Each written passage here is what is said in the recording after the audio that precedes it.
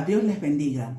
Hoy en nuestro estudio del día reflexionaremos en Mateo capítulo 6, versículo 24, donde Jesús nos dice: Ninguno puede servir a dos señores, porque o aborrecerá al uno y amará al otro, o estimará al uno y menospreciará al otro. No podéis servir a Dios y a las riquezas. Jesús continúa mostrando el contraste que hay entre hacer tesoros en los cielos o en la tierra, entre vivir en la luz o en las tinieblas, entre servir a Dios o a las riquezas, porque la lealtad del uno significa deslealtad al otro. Ahora bien, Jesús no está condenando las riquezas. El dinero no es malo porque es una dádiva de Dios. Lo que Jesús condena es el amor a las riquezas y la devoción al dinero, y esto es aplicable tanto a ricos como a pobres. La codicia es un pecado que genera destrucción por su paso. Es un deseo desordenado que conscientemente produce motivaciones dañinas.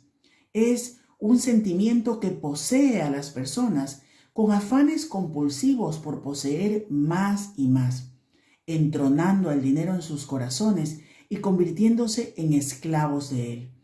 Jesús condena esta idolatría inmoral a las posesiones materiales. En 1 Timoteo capítulo 6, versículos 9 y 10, Pablo nos dice: Porque los que quieren enriquecerse caen en lazos y en tentaciones de muchas codicias necias y dañosas que hunden a los hombres en ruina y perdición. Porque raíz de todos los males es el amor al dinero, al cual, codiciando algunos, se extraviaron de la fe y se traspasaron a sí mismos con mucho dolor. Nadie puede servir a dos señores porque tendrá que recibir diferentes órdenes. Uno le dirá que se fije en lo eternal, otro en lo que perece. Uno lo llamará a la luz, otro a las tinieblas. Uno le requerirá que sea humilde y el otro que sea codicioso. Aquellos que hacen tesoros en los cielos viven en la luz y se enfocan en las verdaderas riquezas, en las riquezas celestiales que nuestro Señor Jesucristo ha preparado para nosotros.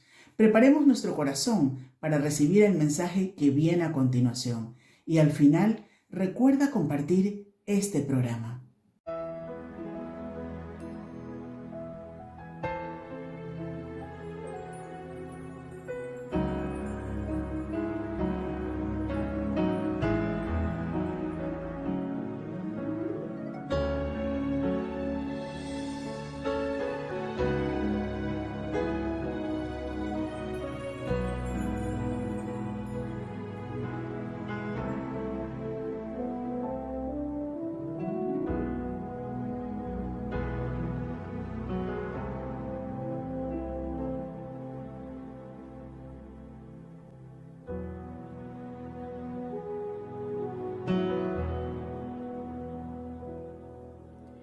Silencio cayó mientras se acercaba Jesús.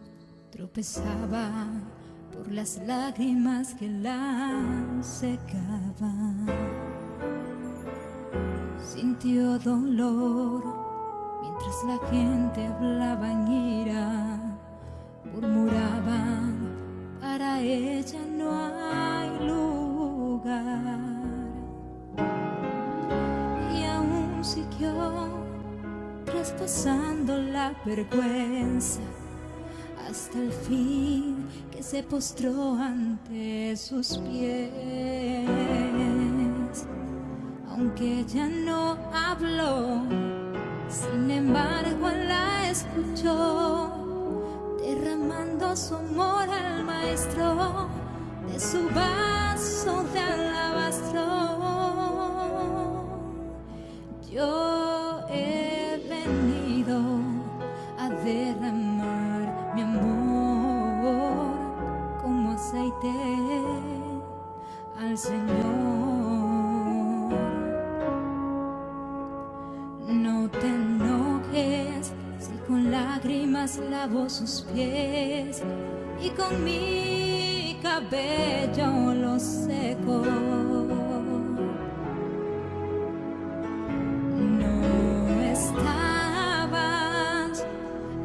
noche que sentiste lo que yo cuando me abrazó con su amor.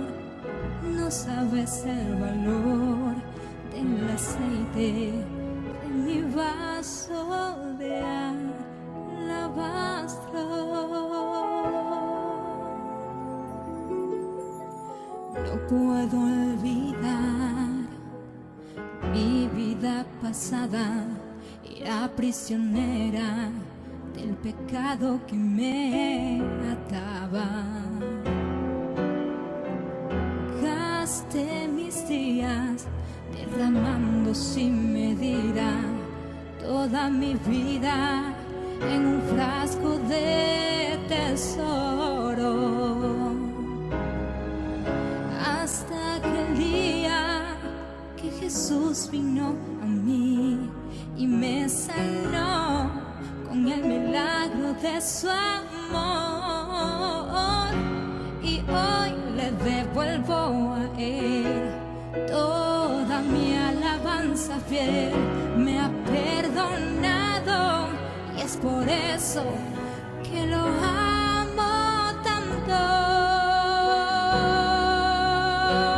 Yo he venido a derramar mi amor como aceite al Señor. No te enojes si con lágrimas lavo sus pies y con mi cabello lo seco. No estabas la noche que Él me dio.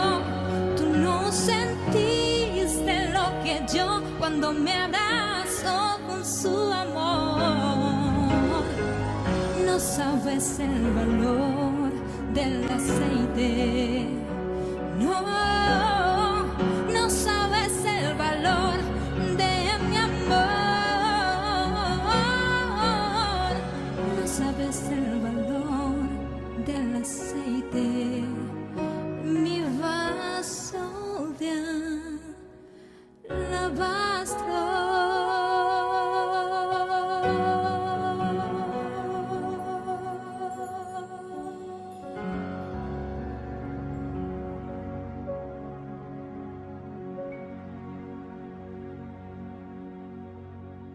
En el año 1981 se estrenaba la película Carros de Fuego. En ella se popularizó la historia de Eric Liddell, cuando allí en los Juegos Olímpicos de París en 1924 se negó a participar en la prueba de los 100 metros. En esta prueba él era el principal favorito para ganar la medalla de oro. Se negó porque las pruebas eliminatorias debían de correrse en domingo y él antepuso su fe a su fama. La referencia al texto de 1 Samuel 2:30, que dice «Yo honraré a los que me honran», se hace notoria en su historia. Y se hace visible cuando unos días más tarde participa en la prueba de 400 metros, en la cual él no era especialista. Y participando en esta prueba venció, logrando el récord olímpico. Pero realmente la vida de Eric Liddell no es una vida de compromiso con su fe en esta escena puntual y muy conocida de su historia. Su vida, toda su vida giró en torno al compromiso con su fe. Un compromiso por las almas también. Él entendió que su vida era un llamado para servir a Dios. Nació en China como hijo de misioneros y falleció en China siendo misionero, aun cuando los rigores de la Segunda Guerra Mundial había sido invitado por la embajada de su país para abandonar China. Él permaneció allí y finalmente falleció en un campo de prisioneros. Allí donde fue llamado a servir, allí permaneció. Fue una persona que entendió perfectamente que el señorío de Cristo en su vida le llevaba a entregar todo lo que tenía, a renunciar a su fama, para mantener su fe. Amó a Cristo como su Señor, amó a Cristo como el soberano de su vida y rindió toda su vida a Él. El texto que tenemos delante de nosotros en este día es uno de los más contundentes de la Escritura. Y solamente podemos dar en este espacio unas pinceladas sobre el mismo. Pero es necesario que entendamos los términos que el Señor está utilizando aquí. El Señor nos dice en Mateo 6:24, ninguno puede servir a dos señores, porque o aborrecerá al uno y amará al otro, o estimará al uno y menospreciará al otro. No podéis servir a Dios y a las riquezas. Es necesario que entendamos estos términos porque la referencia a nosotros nos puede sonar muy distante. Y aquellos primeros receptores de ese texto tenían un mensaje que era contundente. La referencia es a esclavos que están sujetos bajo el poder de un amo. En sociedades como las nuestras nos cuesta entender este concepto. Por ello necesitamos recordar simplemente dos detalles acerca de la esclavitud en el siglo I, tal como lo entendían aquellos primeros receptores. En primer lugar, un esclavo no era una persona, sino era una cosa a los ojos de la ley. No tenía derechos, no era más que una herramienta doméstica. El amo era literalmente el propietario de este esclavo, pudiendo hacer con él lo que bien le pareciese. Y en segundo lugar, tenemos que entender que un esclavo no tenía tiempo para sí mismo. Cada momento de su vida pertenecía a su amo. No había espacio para actividades personales. Hoy en día tenemos nuestras horas para trabajar y el resto del horario es nuestro, para nuestro descanso, para nuestros hobbies, para nuestras cosas y nuestra vida.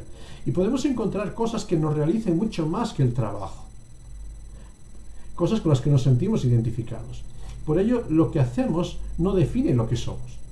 Sin embargo, en aquel tiempo sí que su condición de esclavo definía totalmente su identidad. No tenía más identidad, no tenía más derechos que la esclavitud. Con estas ideas en mente podemos notar la gravedad de lo que el Señor está reclamando en este texto. Y es una pregunta contundente: ¿a quién quieres entregar tu vida? Y es una pregunta contundente en una sociedad como la nuestra que lucha por las libertades, los derechos personales. El llamado del Señor en medio de esta sociedad es a que reconozcamos que no somos libres. Somos únicamente libres para decidir a quién queremos servir. Fíjate, es contundente.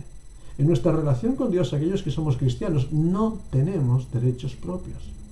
Dios debe ser el único e indiscutible dueño de nuestras vidas.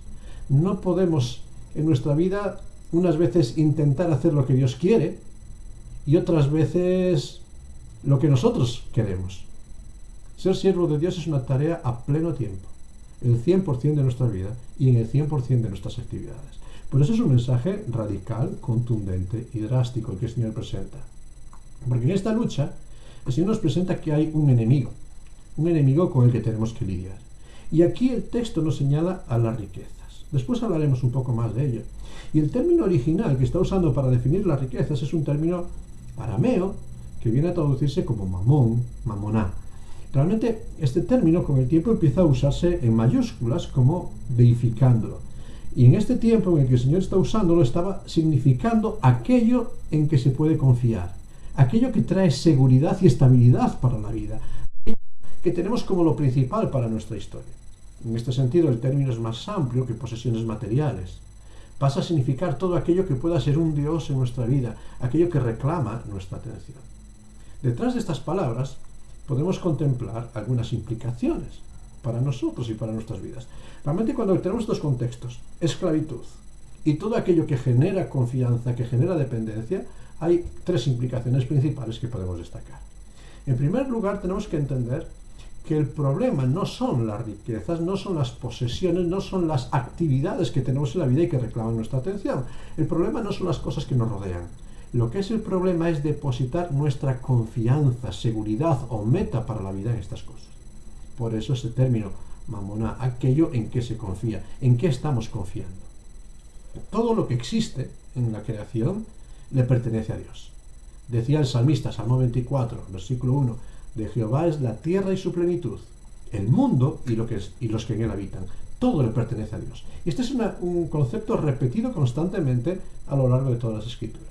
Puedes leer el Salmo 50, versículos 10 y 12, Éxodo 9, 29, Éxodo 19, 5, Deuteronomio 10, 14, Primero de Crónicas 29, 11, Job 41, 11, Daniel 4, 25, Primera de Corintios 10, 26. Constantemente esta idea se nos recalca en toda la Biblia. Todas las cosas pertenecen a Dios. Dios es soberano. Podemos comprar, vender, cambiar, organizar las cosas, pero no podemos crearlas. Todo ha sido creado por Dios. Por ello es el propietario indiscutible de todas las cosas, que nos permite administrarlas, pero que al final tendremos que darle cuentas de cómo hemos usado estas cosas. Es por ello que debemos entender que todo lo material es siempre un bien subordinado. No es un fin, no es una meta, es un recurso para el camino, es una ayuda para el camino. No es el dinero, no es tener cosas, no es tener afición, es el problema, sino el amor a estas riquezas materiales, el que está en la raíz de todos los males. 1 Timoteo 6:10. Es tener lo material como un Dios al quien reverenciar, a quien perseguir y en quien confiar. En segundo lugar, tenemos que entender que el Señor está demandando de nosotros un servicio tan radical como el de un esclavo. Dios es nuestro Señor. Dios no es un amigo a quien podamos dedicarle tiempo o no según nuestro antojo o conveniencia. El único lugar que le corresponde a Dios es el señorío absoluto de nuestras vidas. Y si Dios no está como Señor absoluto, como el primero en nuestra escala de valores, no es nada. Dios o es Señor o no es nada. Si Dios no es el dueño absoluto de mi vida, de mi tiempo, de mis esfuerzos, de mis recursos, en realidad no está siendo mi Dios. La vida cristiana y los compromisos de la misma, es decir, tiempo para Dios personal por medio de la oración, la lectura de la palabra, el testimonio, el congregarnos con los hermanos, estas actividades de la vida cristiana no son pasatiempos opcionales en la vida. Porque si los tomamos como una opción de vida, no es la vida de Dios en nosotros. Puede ser un club social, puede ser una actividad lúdica muy bonita, pero no está siendo la prioridad. Dios no exige una parcela de nuestra vida. Dios no exige un porcentaje de nuestro tiempo. Él demanda la totalidad de nuestras vidas, de nuestro ser. Deuteronomio 6:5. Amarás a Jehová tu Dios de todo tu corazón, de toda tu alma y con todas tus fuerzas. Cuerpo, alma, espíritu, todo integrado para Dios. Y este tristemente es un aspecto muy deficitario en nuestro presente. Las necesidades y apremios de los mamonas de nuestro tiempo, los dioses del consumismo, nos han atrapado, han llenado de distracciones, y en vez de mirar a las manos de nuestro Señor, miramos a las manos de los señores de nuestro tiempo. Y al final caemos de nuestra confianza y de nuestra firmeza. Y era la advertencia que hacía el apóstol Pedro en 2 Pedro 3:17, cuidado de no caer de vuestra firmeza. La realidad de aquellos que se han vuelto a enredar en los lazos de la vida y que pervierten la realidad de lo que son, 2 Pedro 2:20. Y en estas perversiones, dejándonos seducir por las contaminaciones de la vida, a mí me preocupa especialmente qué legado estamos dejando a los que vienen detrás. Citamos muchas veces una promesa y la reclamamos, ¿verdad? Proverbios 22:6. Instruye al niño en su camino y aun cuando fuere viejo no se apartará de él. ¿Verdad? Es interesante ese texto y una buena lección. Ahora, mi pregunta es, ¿qué instrucción estamos dando a los niños? ¿A amar las cosas de Dios o a amar las cosas de la tierra? ¿A priorizar el ministerio de Dios o a priorizar los empeños de la tierra y de las cosas de la tierra? ¿Es más importante el estudio o el tiempo para Dios? ¿Formarse para la vida con sus carreras o formarse para la eternidad?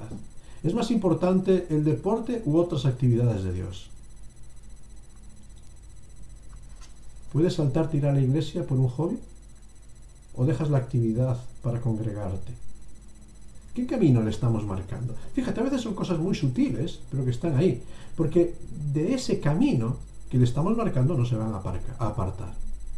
Pueden quedarse un día viendo televisión hasta tarde, sobre todo en tiempo de vacaciones, pero no pueden acudir a un tiempo de oración porque es tarde, porque es aburrido. ¿Qué camino le estamos marcando? ¿Que lo divertido es bueno y lo que no satisface sus deseos es rechazable? A quien estamos sirviendo nosotros, con nuestros valores, con nuestro ejemplo, con nuestra conducta, es aquello que estamos transmitiendo. ¿Y qué transmitimos en cuanto a nuestro compromiso? Cuidado en este segundo aspecto, ¿verdad? Jesucristo demanda que seamos esclavos al 100% de nuestras vidas. Y esta es una reclamación urgente. Y en tercer lugar, fíjate un detalle interesante en las palabras de Jesús. Y aquí volvemos a algo que ya hemos mencionado. Jesús no pone como rival de Dios y del amor a Dios en cuanto a nuestras pasiones y en cuanto a nuestras actividades a Satanás, sino a las riquezas, a todos esos dioses aceptables y necesarios de la vida. Fíjate, está poniendo cosas que necesitamos, que son útiles y a veces apremiantes en nuestro camino. Obviamente, si a cualquiera de nosotros nos planteasen servir a Dios o al diablo, automáticamente rechazaríamos cualquier culto satánico. Todos rehuimos de aquello que es evidentemente nocivo. Sin embargo, dedicamos mucho de nuestro amor y pasión a los valores materiales y a las cosas de nuestra vida. El materialismo es el gran enemigo de la espiritualidad. No son las estatuas, los ídolos, los íconos, los enemigos de nuestra fe, sino esos pequeños dioses disfrazados de necesidad, de urgencia, de cultura, de educación, de formación, de crecimiento, de desarrollo, que están robándonos nuestra atención y generan todo tipo de distracciones para que no estemos sirviendo al Dios vivo y verdadero. ¿Recuerdas el primer mandamiento? Éxodo 23. No tendrás dioses ajenos delante de mí, dice el Señor. Si queremos adorar a los dioses de este tiempo, hagámoslo con los ojos bien abiertos. Si queremos dar atención a las demandas de nuestra sociedad en cuanto a un montón de distracciones que nos impiden centrarnos en lo que Dios demanda de nosotros, entendamos cuáles van a ser sus implicaciones eternas de estar separados de la presencia de Dios, de estar arrastrando condenación. No podemos esperar que Dios comparta su gloria con nada ni con nadie. Entregarnos a las prioridades de esta vida, del materialismo de nuestros días, es negarnos a someternos al señorío de Cristo. Es evidente el por qué es imposible vivir entre dos señores. Porque al final, dice el Señor, se dará prioridad a uno ante el otro, se dará más tiempo a uno, se invertirán más recursos y al final se dará la espalda al otro. El término aborrecer o menospreciar en los evangelios está llevando esta línea constantemente. Significa valorar menos, dejar en un lugar secundario al que miras de forma opcional. Y por eso muchos días en nuestro tiempo, en muchas ocasiones, se está insistiendo en que la fe es un aspecto de la vida privada, arrinconada a una esquina. No tienes que hablar de tu fe, no tienes que identificarte con tu fe, no tienes que posicionarte. Simplemente cree, yo creo a mi manera. Y ya sirve. Perdón, esto no sirve. En el Evangelio nos dice que tenemos que creer a la manera de Cristo o no hay salvación. Solo a la manera de Cristo, aceptándole como Señor en nuestras vidas. Porque cuando miramos a las necesidades de esta vida y ponemos nuestra atención, irremediablemente estamos dándole la espalda a Dios. Pretender agradar a ambas partes produce una tensión psicológica que tarde o temprano romperá hacia aquello que es nuestro verdadero amor. En el discipulado cristiano no puede haber ambivalencias. No podemos limitar nuestro servicio a Cristo cuando tenemos tiempo, no tenemos otras cosas o no choca con las responsabilidades de la vida. No podemos limitar el amor de Dios a sensaciones emotivas. Si nuestro amor y servicio a Dios son auténticos, involucran de forma inevitable nuestro corazón, alma, mente, fuerzas, voluntad, ambiciones, deseos, prioridades, sacrificio. Fíjate, poco después, Mateo 10:38, encontramos al Señor Jesucristo diciéndonos: el que no toma su cruz, identificación, sacrificio, esfuerzo, renuncia, incluso desprecio, y sigue en pos de mí, no puede ser mi discípulo. No es digno de mí. Cuando somos coherentes con este amor, habrá muchos momentos en que habrá que tomar decisiones dolorosas y tendremos que decidir poner nuestra vida, talentos, dones, tiempo, servicio, bienes sobre el altar de Dios. Y esto va a ser doloroso.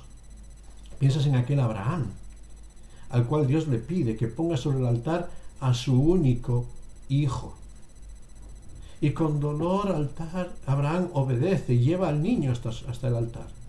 Y allí sobre el altar Dios proveyó y suplió, porque Dios no es deudor absolutamente de nadie.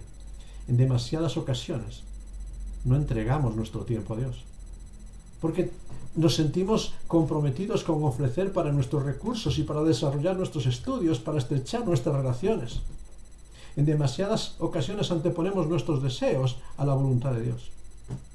Y cuando Dios nos reclama a nuestro único hijo, cuando nos reclama ese tesoro que amamos, eso que nos divierte, eso que nos gusta, eso que nos atrae, eso que necesitamos, cuando el llamado es a someterse al señorío de Cristo, nos duele. Y entonces, ¿qué elegimos? Aquello que elegimos en el momento de crisis, aquello que priorizamos, demuestra a quién amamos más y a quién ponemos en primer lugar. Cuando intentamos servir a Dios con nuestro corazón, con la totalidad de nuestro ser, pero nuestro corazón está entregado a lo material, a los deseos de la vida. Lo que hagamos lo haremos de mala gana. Cada sacrificio o entrega demandado por Dios lo veremos como un atentado contra nuestros derechos. Y tengo derecho a muchas cosas, empezamos a reclamar. Pero recuerda, el siervo, el esclavo, no tenía derechos a nada. Si prevalece nuestra fidelidad a Dios, tendremos que ser desleales a nuestros deseos.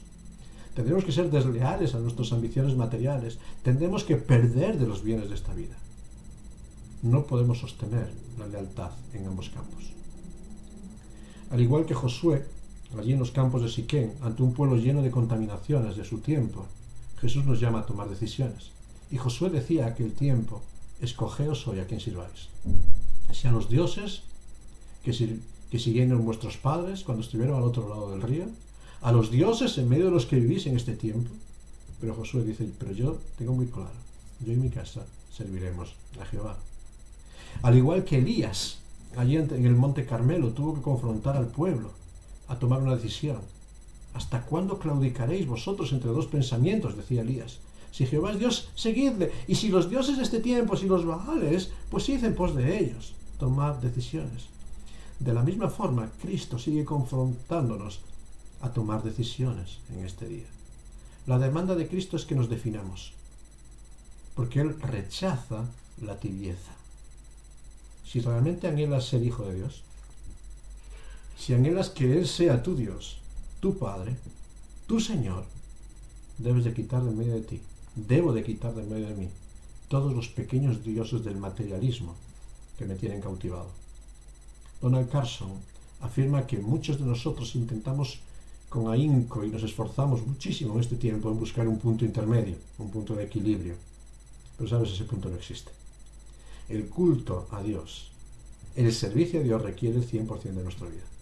Nuestra identidad es ser cristiano, ser hijo de Dios en todo lo que hacemos. En todo tiempo, en toda circunstancia, en todo lugar, en toda experiencia, Dios debe ser nuestro primer amor, nuestra prioridad. ¿Viviremos para atender los valores materiales de la sociedad presente o acumularemos tesoros para la vida eterna? No podemos hacer las dos cosas. Hay que tomar decisiones. ¿Cristo es tu Señor o no es nada? Si no estás dando el 100% de tu vida a Cristo, no eres cristiano, porque no estás siguiendo a Cristo, sino el camino de los dioses de este tiempo. ¿A quién estás siguiendo? ¿A quién estás dando la prioridad? ¿A quién amas?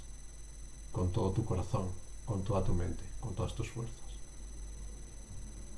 No podemos seguir a Dios y a los dioses. Que el Señor nos ayude en este día a tomar una decisión, a examinar lo que hay en nosotros y a decidir: Cristo, solo tú tienes palabras de vida eterna. ¿A quién iremos si no es a ti? Que el Señor te bendiga.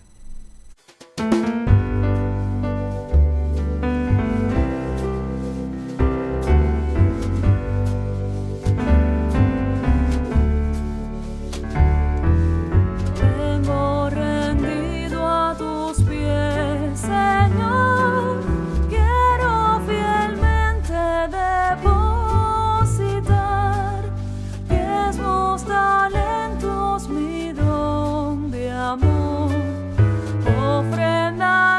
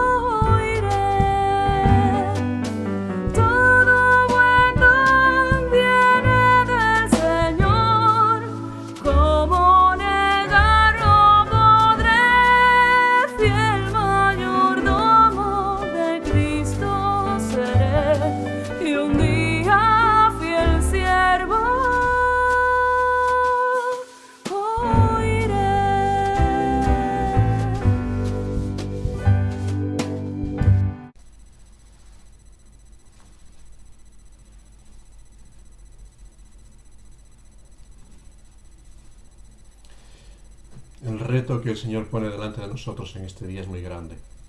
Es un reto que nos hace sentir nuestra debilidad y donde en muchas ocasiones nos encontramos en ese conflicto de elegir. ¿Cuánto nos cuesta elegir? Pero cuán importante es tomar decisiones que conduzcan nuestras vidas a la vida eterna.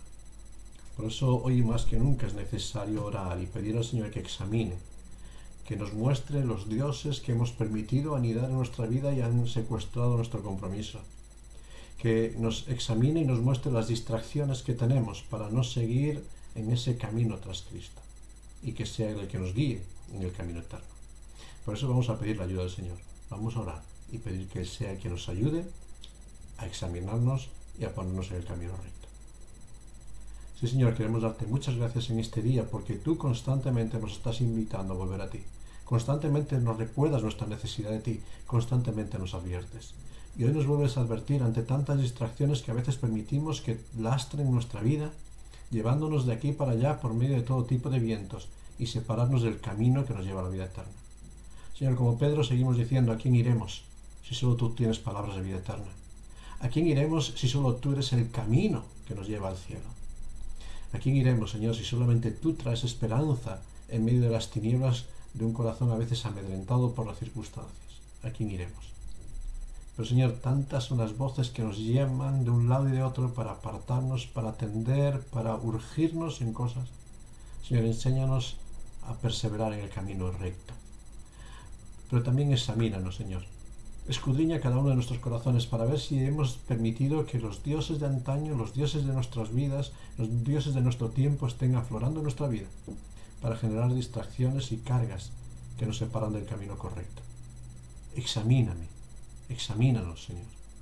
Pruébanos y ponnos en ese camino que es seguirte a ti, ser hijos tuyos, darte la prioridad en todo, buscarte en primer lugar de nuestras vidas y no escondernos bajo otras excusas.